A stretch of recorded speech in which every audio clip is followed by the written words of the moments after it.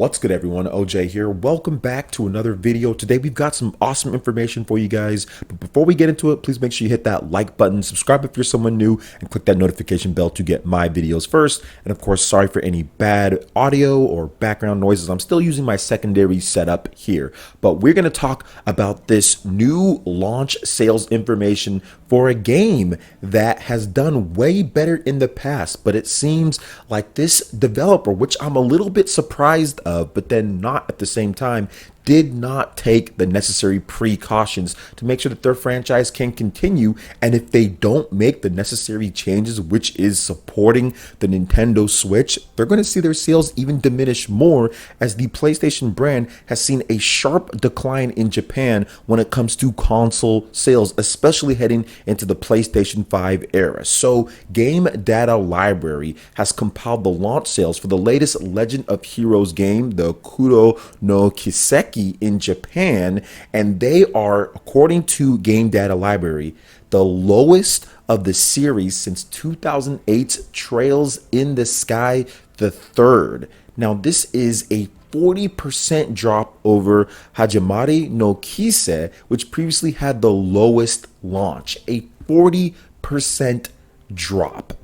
That is absolutely staggering, especially since this game, Kuro no Kiseki, is actually pretty good. The Legend of Hero games are really good, and this was a highly anticipated entry into the series. And to see it kind of flop like this with its 50,000 or so, 40% drop, which we usually see Legend of Heroes games, the big ones for the consoles come out, you usually see about 100,000 or so. Back when they had the PS Vita and all that in Japan, it was a lot more. So the game isn't doomed overall, because when it comes to the US, obviously it will sell. But I think what you're seeing here is that you're seeing that they made a huge mistake by not actually investing in the Nintendo Switch to have this game day and date with it. They definitely should have linked up with Nippon Ichi Software or linked up with someone else and get a Switch version done for this type of game that's heavy in Japan first, right? Because remember, the Legend of Heroes games, they always come out in Japan and then we get them sometimes more than a year later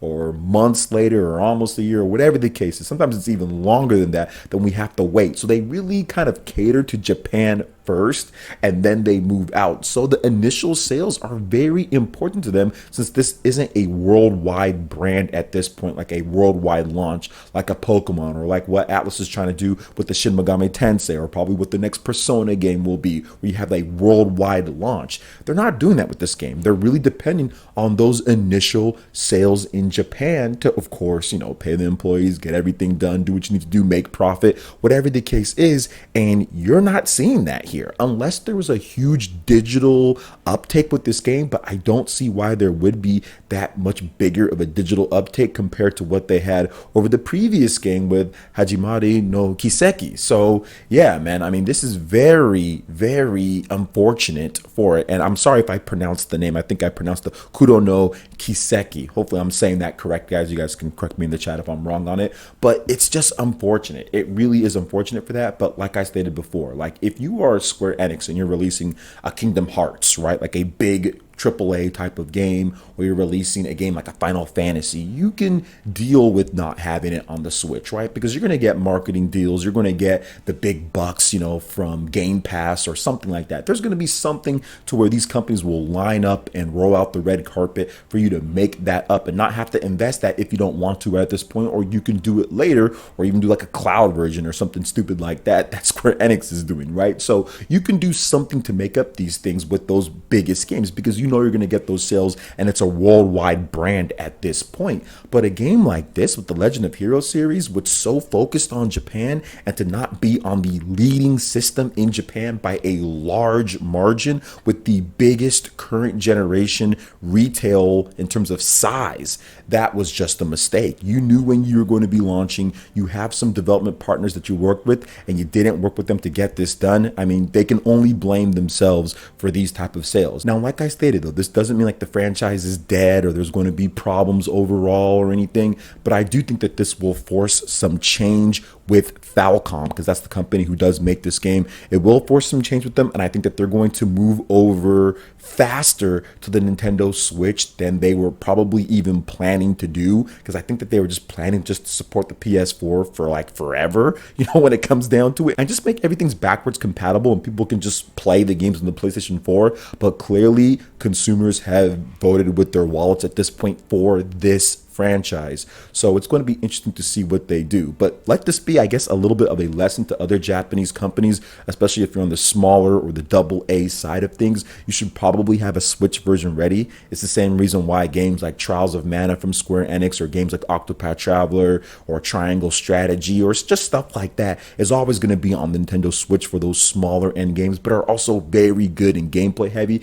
because they know they're going to have that support in Japan. You're going to have that support in the West. And if you want to make a multi-platform, go ahead and do so. But the smaller type of games like that people want to play portable, that started out like PS Vita or PSP and all that, you have to make sure that you have that on the Nintendo Switch, since that's the only system that offers it at this point. Vita's dead, 3DS is dead. You don't really have anything outside of mobile, and if you're looking for more of the core gamers, then the Switch is the platform, especially with a Japan focused IP like this first, then moving out to the West. So very unfortunate, but I think that they're going to learn a lesson from this. So we'll see how it does in the next week. We'll see how things go, and we'll see how fast or not they actually get a port going on this, or what they're even going to do, because I think the Western launch is still a bit out as well. So what are your thoughts when it comes to what happened here with Falcom and the latest Legend of Heroes games? Let me know in the comment section below. All right, guys, and moving on to the next thing here. The Nintendo Switch has accomplished something that no other home console has accomplished when it comes to Rockstar and GTA, and that is officially securing a mainline numbered GTA game on a Nintendo home platform, or anything that Nintendo considers a home platform. And yes, finally, the much rumored, the highly anticipated Grand Theft Auto, the trilogy, the definitive edition, has been officially confirmed for the PlayStation 4, the Xbox One, the PlayStation 5, the Xbox series of systems, also PC and mobile at a later time. But later this year, we will be getting that. And of course, the Nintendo Switch. Nintendo made this announcement on their Twitter page saying Grand Theft Auto, the trilogy, the definitive edition, is coming to Nintendo Switch later this year. And there is a colon, there is a hyphen in there, so they've got their stuff down here. And you see the different title covers here, obviously, that you're used to with the art and everything. And it's good to finally have mainline GTA on a Nintendo home platform. But I think that out of all the GTA games that they could have brought over, I think that this is probably the best bet, in my own opinion. Now, I'm not a GTA guy. I don't like GTA a lot. I'm not someone that sits there and plays GTA all day, but I did play GTA San Andreas, and that's my favorite one.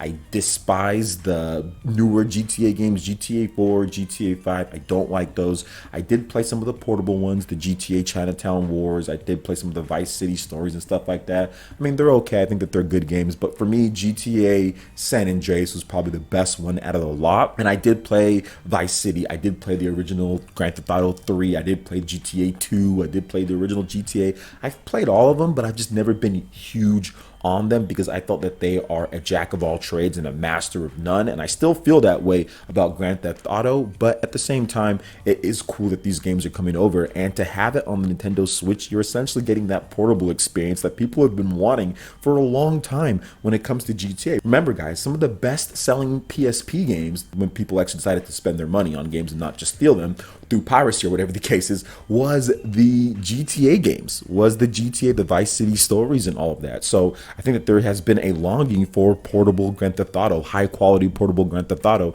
and the Nintendo Switch will be able to deliver that with this version of Grand Theft Auto, the Trilogy Definitive Edition. And of course, if you want the graphics and all that, obviously there's going to be the console versions as well. Or I think what some people are going to do is probably buy both, one for portability play and another for home console play. So I think that's pretty cool that they're coming over. And once again, this was something that was already rumored. There was already lots of credible sources that was going to happen. I know I made a video on it giving my own thoughts, but I think that once again, this is a good thing. And I think Nintendo was very happy to see this, right? They're like, oh snap, now we get 3 mainline GTA games that people have been clamoring for. People have been wanting a GTA remaster of these games. This isn't something that, Rockstar is just like milking over and over, like they've milked GTA 5 online or anything like that. This is something that people have been wanting for decades. Not at this point. These games are pretty old. I remember these games coming out like, almost 20 years ago for like GTA 3. I know like they made all these games really close to each other. Like GTA 3, GTA Vice City, and San Andreas, all made on the same engine, all just done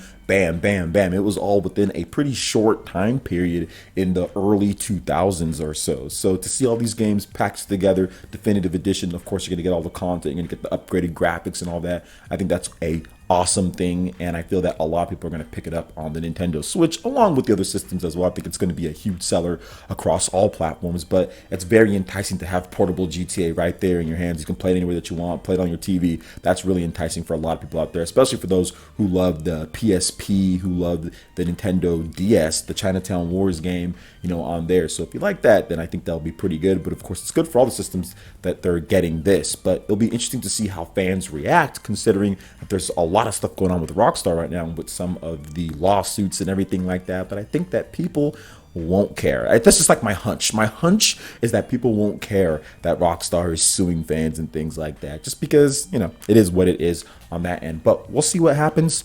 What do you guys think about this GTA Grand Theft Auto, the Trilogy Definitive Edition, coming to Switch, coming to PlayStation, Xbox, PC, mobile, coming to everything pretty much later this year for the consoles, let me know in the comment section below. All right, guys, that wraps it up for this video here. Please make sure you hit that like button if you forgot to do so. Also, subscribe if you're someone new and click that notification bell to get my videos first. Thank you so much for watching, and we'll catch you for the next one. Peace.